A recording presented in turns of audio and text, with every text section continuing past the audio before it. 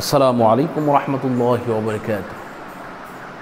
আপনার বাসায় চুরি হয়েছে, আপনার টাকা পয়সা সোনা দানা এই সমস্ত কিছু যদি চুরি হয়ে থাকে, তাহলে কোন আমলের মাধ্যমে আপনারা চুরির মাল ফেরত পাবেন? চোর নিজের হাতে ফেরত দিবে ইনশাআল্লাহ।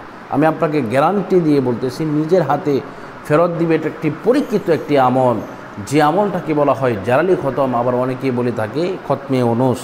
এটা কিভাবে কোন প্রক্রিয়াতে পড়তে হয়, কিভাবে পড়তে হয়, সমস্ত কিছু আপনাদেরকে জানিয়ে দেওয়ার চেষ্টা করব ইনশাআল্লাহ। তো সম্মানিত ভিউয়ার্স, আল্লাহ পাক রব্বুল আলামিন পবিত্র কালামুল্লাহ শরীফের মধ্যে একখানা আয়াত নাজিল করেছেন, তা হচ্ছে লা ইলাহা ইল্লা আনতা সুবহানাকা ইন্নী কুনতু মিনাজ জালিমিন।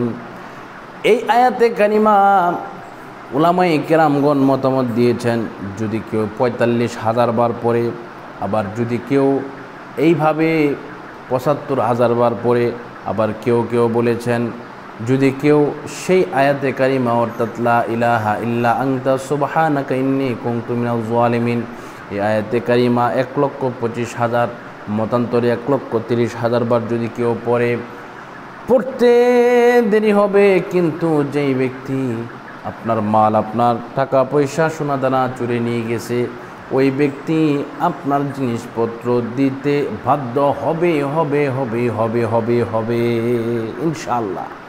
এটা দিয়ে মানুষ কত যে উপকার পেয়েছে, আলহামদুলিল্লাহ আলহামদুলিল্লাহ। আমি একটি ঘটনা আপনাদেরকে বলি। আমার নানা, উনি মসজিদের ইমাম সাহেব ছিলেন। উনি মসজিদ থেকে বাড়িতে আসতে এবং বাড়ি থেকে মসজিদে যেতে একটি সাইকেল উনি ব্যবহার করতেন। এই সাইকেলটা হঠাৎ করে চুরি নিয়ে গেছে।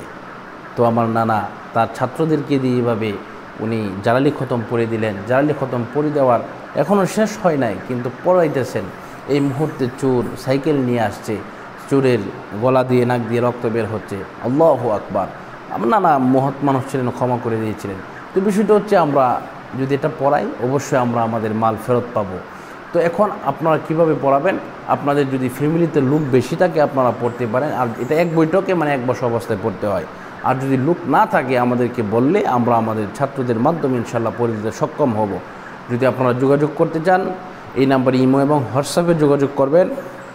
আর নেটওয়ার্কের সমস্যা থাকার কারণে অনেক সময় ফোন বন্ধ থাকতে পারে, এজন্য আপনারা এইভাবে আপনারা ইমো এবং হোয়াটসঅ্যাপে যোগাযোগ করবেন। নাম্বার হচ্ছে 801643063744। আল্লাহ পাক আমাদের সকলকে কবুল করুন, মঞ্জুর করুন। এই মুহূর্তে বিদায় নিচ্ছি। আসসালামু আলাইকুম ওয়া রাহমাতুল্লাহি ওয়া বারাকাতুহু।